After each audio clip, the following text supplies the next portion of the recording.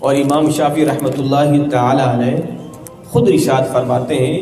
کہتے ہیں اگر کسی مسئلے کے اندر میں پھنس جاتا، اس مسئلے کے اندر مجھے جو ہے وہ تسلی بخش جواب نہ ملتا، تو فرماتے ہیں پھر میں کیا کرتا، رخت سفر باندھتا، امام اعظم ابو حنیفہ کے مزار پہ حاضر ہوتا، 2 رکعت نماز نفل پڑھتا، پھر ان کے وسیلے سے دعا کرتا، اللہ رب العزت مجھے اس مسئلے میں کامیابی عطا فرماتا۔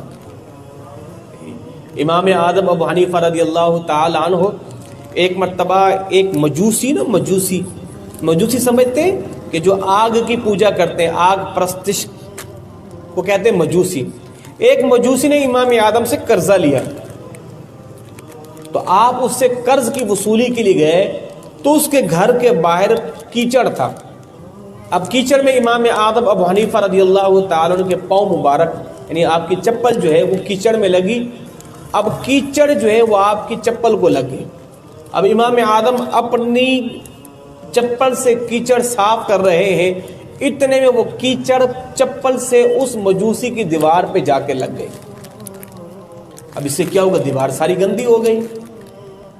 دیوار ساری گندی ہو گئی۔ اب آپ کھڑے سوچ رہے ہیں میں اس دیوار کو کیسے صاف کروں، اگر میں دیوار کو صاف کرتا ہوں تو ظاہر صاف کرنے میں دیوار کی مٹی بھی گرے گی۔ اب ظاہر اس زمانے کے اندر مٹیوں کو لیپا جاتا تھا دیواروں کے اوپر،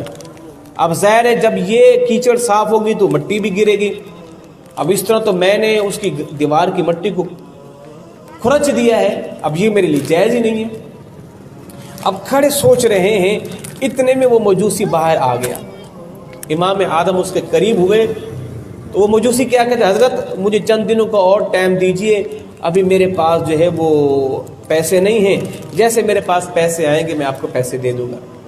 آپ نے فرمایا میاں پیسوں کی بات بعد میں کریں گے، یہ بتاؤ تمہاری دیوار پہ یہ کیچڑ لگی ہے میرے سے، اب اس کو میں نے صاف کرنا ہے تو صاف کروں تو کیسے کروں، اس کو میں صاف کروں تو کیسے کروں۔ جب اس مجوسی نے دیکھا کہ ایک مسلمانوں کا عالم دین، اللہ اکبر، اس قدر جو ہے ان کے اندر تقویٰ اور عجز و انکساری ہے، مجھ سے پوچھ رہا ہے کہ دیوار سے کیچڑ لگی، اس کو میں صاف کیسے کروں۔ پھر وہ مجوسی کیا کہتا ہے، حضرت رہنے دیجئے، دیوار کی کیچڑ بعد میں اتاریے گا، پہلے من کی کیچڑ اتار کے مسلمان کر دیں۔